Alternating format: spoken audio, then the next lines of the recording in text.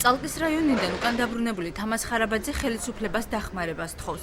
იგი აცხადებს, რომ რამდენიმე წლის წინ აღნიშნულ რაიონში მთავრობამ ჩაასახლა, თუმცა სოფლის რწმუნებულმა აჭარაში დაბრუნება და ფართის თვითნებურად დაკავება ურჩია.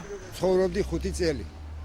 ამ 5 წლის განმავლობაში ჩვენთან არის ჩამობარგული ნაკაშიძე მურადი. დამიწყო ლაპარაკი, რომ აქ ცხოვრება რადგინდა აქ მაინც არ შეგიწყდა წადი აჭარაში, იქ ნებისმიერ შენობაში შეხვიდე, მთავრობა ვერ გამოგაგდებს გარეთ.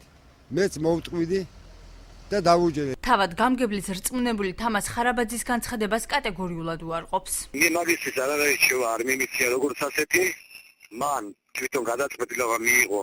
აჭარის ჯანდაცვის სამინისტროში აცხადებენ, რომ აღნიშნული პიროვნების საკითხზე დევნილთა და განსახლების სამინისტრო მსჯელობს. მოგმართა მან ოჯახმა ლოგისტიკის შედეგად დაზარალებულმა შუამდგომლობა გააგვეწია დევნილთა და განსახლების სამინისტროდან. ჩვენაც შესაბამისად გაუწია შუამდგომლობა და წერილიც აქვს ვარსკვლავი მისული, რომ თავის შესაძლებლობის ფარგლებში აღმოუჩენდა დახმარებას. რაც შეეხება აჭარიდან მიგრაციის საკითხს, უწყების 2013 წლის 1 ოქტომბრის მონაცემებით აჭარიდან საქართველოს სხვადასხვა რეგიონში სულ 38874 ადამიანია განსახლებული. უწყებაში აცხადებენ, რომ 2004 წლიდან დღემდე ხელისუფლებამ 763 საცხოვრებელი შეისყიდა.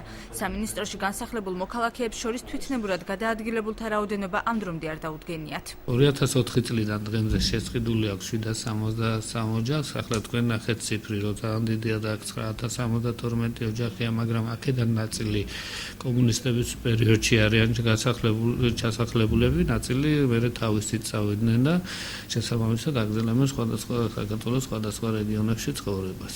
არასამთავრობო ორგანიზაცია ბორჯღალის ხელმძღვანელი აცხადებს, რომ განსახლებულ ოჯახებს დღემდე საკუთრების გაფორმების პრობლემა აქვთ. ორგანიზაციის წარმომადგენლის განცხადებით, აჭარის მთავრობის შენობის წინ გამართული აქციებით წალკის მოსახლეობამ მიიქცია ყურადღება, თუმცა სხვა რეგიონებში ჩასახლებულებს არანაკლები პრობლემები აწუხებთ, რითაც სახელმწიფო ამ დრომდე არ დაინტერესებულა. განსახლებულები არიან იმერეთშიც, გურიაშიც, არიან ასევე წალკაში, ნინოწმინდაში, თუმცა წალკის პრობლემა ბოლო პერიოდში წამოწია იმის გამო, რომ ადამიანებმა გადაწყვეტენ, რომ აღარ დაელოდონ დახმარებას და აღარ დაელოდონ სახელმწიფოსგან კეთილინების გამოვლენას და გადაწყვეტეს პროტესტის ფორმით დაეფიქსირებიან თავიანთი პოზიცია.